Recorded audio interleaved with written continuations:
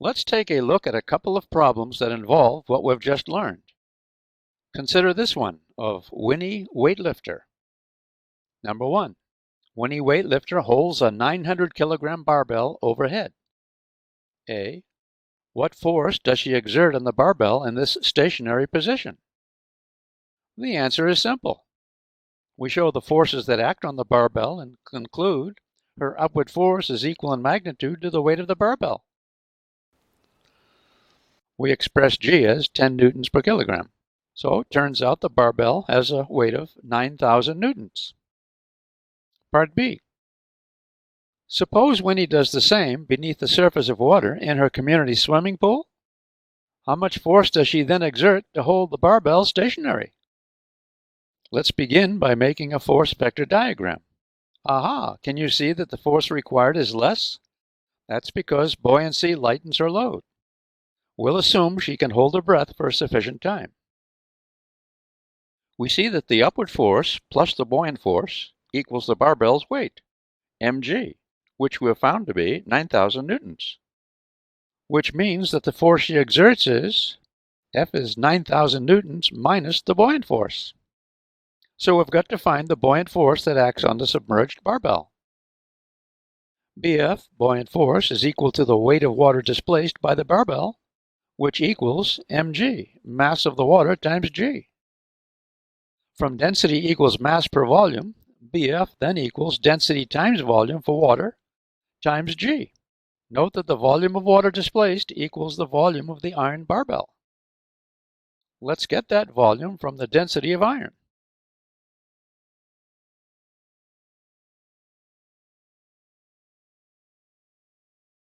Substituting m iron over rho iron for the volume of water, we now show the BF to be equal to the ratio of the densities times the weight of iron, and we express the density of water as 1,000 kilograms per meter cubed, and the density of iron is 7,800 kilograms per meter cubed, and the buoyant force is 1,154 newtons, which means the force Winnie exerts is less than the previous 9,000 newtons and is 7,846 newtons. Problem solved. Winnie holds the barbell overhead with only 7,846 newtons of force for as long as she can hold her breath. Let's try this problem, number 2. A pie pan with negligible mass floats on water in a small tank. When a piece of iron of mass 1 kilogram and density 7,800 kilograms per meter cubed is placed in the pan, still floating, the water level rises. A. What weight of water rises?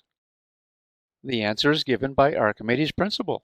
The weight of water that rises, that is, displaced, is equal to the weight of the piece of iron. So, mg equals 1 kilogram times 10 newtons per kilogram equal 10 newtons. Part B. What volume of water rises? Let's focus on what we're looking for. V sub W equals what? From rho sub W equals m sub W over V sub W, we see that the volume of water equals the mass of the water divided by its density. From part A, the weight of water displaced is equal to the weight of the iron, or equivalently, the mass of water displaced is equal to the mass of the iron. The density of water is 1,000 kilograms per meter cubed, so volume of the water equals 10 to the minus third meters cubed, which turns out to be 1 liter. Part C. What volume of water is displaced if the iron is instead at the bottom of the tank? Again, we focus on what we're looking for. V sub water equals what? Well, the volume of water displaced is the same as the volume of the iron. No need to even think of buoyancy here except to say it's less than the weight of iron. We're not told iron's volume, but we know its mass and density. So the volume of water displaced equals the volume of the piece of iron, equals 1 kilogram over 7,800 kilograms per meter cubed, equals 1.3 times 10 to the minus 4th meters cubed. And we have the solution. The volume of the iron and water displaced is less than the size of a baseball. In problems involving water displacement, we must be comfortable with the concepts of weight, mass, volume, and density. Let me leave you with a question. Consider the piece of iron toppling from the pan where it sinks to the bottom. What happens to the water level at the side of the tank? Does it rise, fall, or remain unchanged? Think about that. Until next time, good energy.